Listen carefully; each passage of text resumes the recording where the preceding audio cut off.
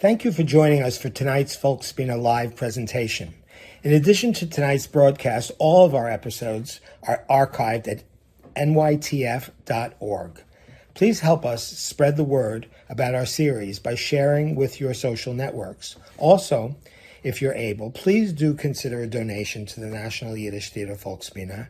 Your support, no matter how small or large, enables us to continue our mission of producing and presenting and preserving Yiddish culture. Ashenim Dank. Thank you.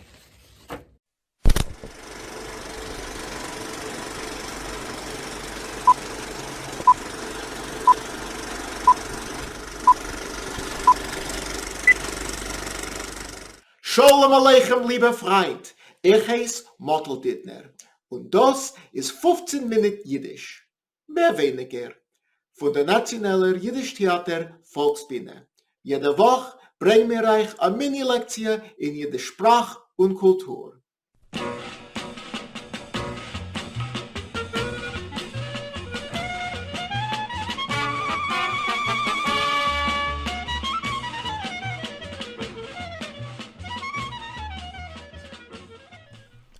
Welcome back to 15-Minute Yiddish. If you missed any of our previous episodes, nicht, don't worry. You can view them online at nytf.org. Unfortunately, I must begin this episode with a bit of sad news. Our newest student, Oren Plotzker, is going to be absent for the next 8 to 12 weeks while he recovers from some injuries that he sustained during a mountain bike race with his childhood nemesis Seth Ostrowski. It turns out that Oren was bragging about how well he was doing, and he forgot to say kinohore, and he didn't notice that somebody left a fork sticking up right in the middle of the trail, and it blew out his tire. The good news is that Oren did make it down the mountain faster than Seth Ostrowski, and we can wish him a refuah shlema. This literally translates to a peaceful recovery, but it means get well soon. In our previous episode, we talked about mishpocha, and we're going to do a review in just a few moments. But first I want to share a piece of exciting news that I just learned. But in order to do that, we need to learn a little bit of new vocabulary and do a quick review of some grammar. We've already learned the pronouns in what's called the nominative case. Ich, du, sie, es, mir, ihr, und sie. We've also learned our pronouns in what's called the dative case. Mir, dir, ihm, ihr, uns, euch, und sie. Today we're going to take a look at possessive pronouns. In Yiddish, possessive pronouns mark a distinction between the singular and the plural depending on how many objects we're talking about. Let me show you what I mean. If I'm talking about one object, I would say mine. If I'm talking about more than one object, I'm going to add an E or an ayin onto the end, and it becomes meine. Mein Buch, meine Bücher. Yours, in the singular informal, is dein, if it's one object, deine, if it's more than one object. His is sein in the singular, seine in the plural. This is a homophone with a verb to be, but you'll understand which is which by context. Hers is ihr in the singular, ihre in the plural. Ours is unser in the singular, unsere in the plural. Yours in the singular formal or in the plural is Eier if it's one object, Eiere if it's more than one object. Theirs is Zeyer in the singular, Zeyere in the plural. Again, this is a homophone with the word Zeyer meaning very, but you'll understand by context. Now, on to that fascinating piece of news. Our own Hinde is an avid user of genealogy websites, and she has discovered that she and Scott are relatives. In Yiddish, a relative is der Korev. In the plural, die Kräuvim. We also have an expression for these sorts of situations. We say, a Welt mit Weltelach. It literally means a world full of small worlds. In English, we would just say, a small world. Now that we know our possessive pronouns, Hinda, sei so gut, and tell us, auf Yiddish, how you and Scott are related. Sure. Mein Bobbe Malke und sein, how would you say great-great-grandmother? A great-grandmother is an älter Bobbe. So a great-great-grandmother would be an älter Bobbe. A Dank. Mein Bobbe Malke und sein älter Bobbe Rivke seinen Schwester. So Scott, what does that make you to Hinde? Pleimenik? Nicht gerecht. Let's think about this for a moment. Hinde, dein Bobbe Malke und Rivke seinen Schwester. So to you, Rivke is? Rivke is mein Mume, but I never met her. She stayed back in Russia, and we never knew what happened to that side of the family. So Scott, if Malke is die Schwester zu dein älter Bobbe, was is Malke zu dir? Oh, Malke is mein Mume. Gerecht. So du und dein Mumes Kind oder Enkel seinen Schwesterkinder. Gerecht. And I think I see a family resemblance. Ich will etwas fragen. How do you say, oh wow, in Yiddish? One of my favorite Yiddish expressions. We say, va. A Dank. Va.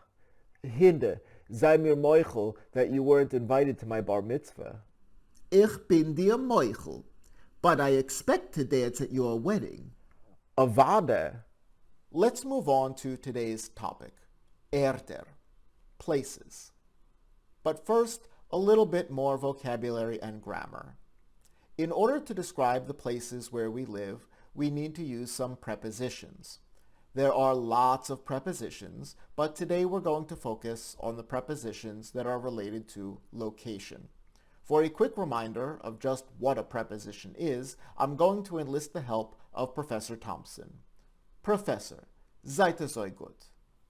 A preposition is a word governing and usually preceding a noun or pronoun and expressing a relation to another word or element in the clause. Examples are the words in, on, around, before, to, concerning, etc. A schönem Dank, Professor. Nicht auf was. Here is a short list of handy prepositions in Yiddish. The first one we've already learned. Mit means with. You've also heard me say the word zu, meaning to, but I hadn't given it to you as a formal vocabulary word. The next two are completely identical to their counterparts in English. In means in. By means by. To say on, you'll hear it pronounced three different ways. You'll hear oif, you'll hear off, and you'll hear off. All three mean exactly the same thing. Von is from.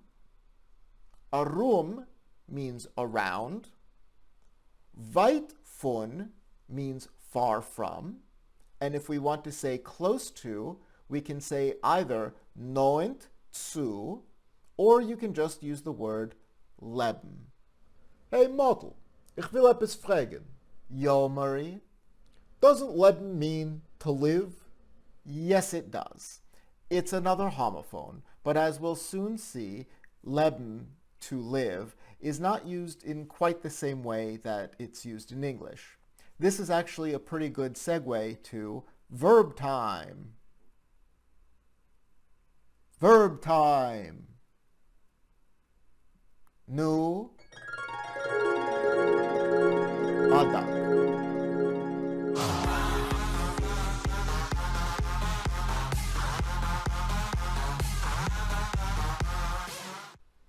The Yiddish verb leben means to live in the very literal sense of to be alive. If we want to describe where we live, we use the verb wohnen, to reside.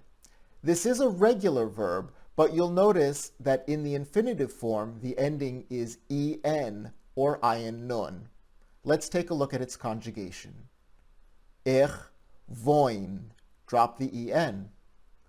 Du wohnst, drop the en, add an st. Sie, es, wohnt, drop the en, add a t. Wir wohnen, leave it in the infinitive form. Ihr wohnt, drop the en, add a t. Sie wohnen, leave it in its infinitive form. Alle zusammen. Ich wohn. Du wohnst. Sie, es wohnt. Wir wohnen. Ihr wohnt. Sie wohnen. Sehr, sehr gut. Let's take a look at some places where one might reside. The Yiddish word for the place is der Ort, plural die Erter. Here is do, there is dort. The country in which one resides is das Land, plural die Länder. A region of a country, der Rayon, singular, die Rayonen, plural. If we're talking about provinces of Imperial Russia, you'll hear die Gubernie, singular, die Gubernies, plural. In America, each individual state is der Staat, plural, die Staaten. The city, die Stadt, plural, die Stadt. Suburb, die Vorstadt, singular, die Vorstadt, plural. Das Städtel is a market town or a small city, plural, die Städtlach. Das Dorf is a village, plural, die Dörfer. A neighborhood within a city or a town is der Gegend, in the singular, plural, die Gegenden. That one's going to take a little practice to say. The forest, der Wald, plural, die Wälder. The mountain, der Berg, plural, die Berg. The ocean or the sea, der Yam, singular, plural, die Yamen. Die Ozere is the lake. That comes to us from Russian. In plural, die Ozeres. The river is der Teich, plural, die Teichen. Now we have two words for a house. You can either say die Stube, plural, die Stieber, or you can say das Haus. The plural is die Häuser. Don't make the mistake of saying die Häusen because that means the pants. A building is der Binyan, plural, die Binyonim. An apartment is die Dire, plural, die Dires. A quick word about grammar before we dive into this. This falls under the category of what I lovingly refer to as meshugene Grammatik. In Yiddish, the definite article changes when attached to the object of a preposition. Deigenisht, Don't worry, I'm not going to get into that today. In order to avoid that altogether, we will use the indefinite articles of a and on instead of using the definite articles der, das, und die. For example, we will say, ich wohne in a Diere instead of ich wohne in der Diere. Darling, didn't you say that it's die Diere? Yes, I did. And that's exactly what I'm talking about. The article changed from a die to a der, even though dire is a feminine noun. And that is just meshugene Grammatik. So let's just avoid that altogether in our answers. One more quick word that we're going to use, and that is welcher, which means which. This can also get a bit crazy in terms of grammar, so to simplify things, we're not going to worry about changeable endings and just leave it alone. I'll wait to confuse you until another episode. Wayne, we haven't heard from you in a while, so why don't we start with you today? In welche Stadt wohnst du? Ich wohne in New York. Gut.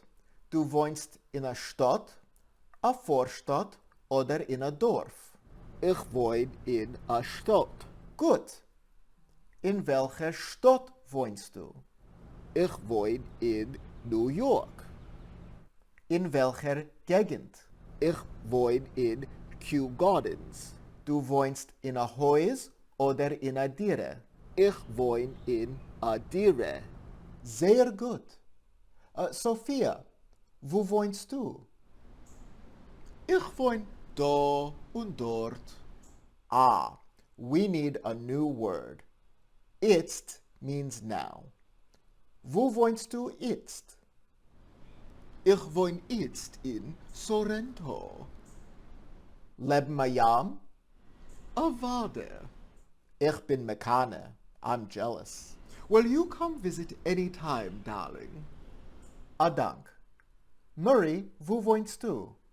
Ich wohne also Leb Mayam. In Hollywood. Not that Hollywood, the one in Florida. Sehr gut.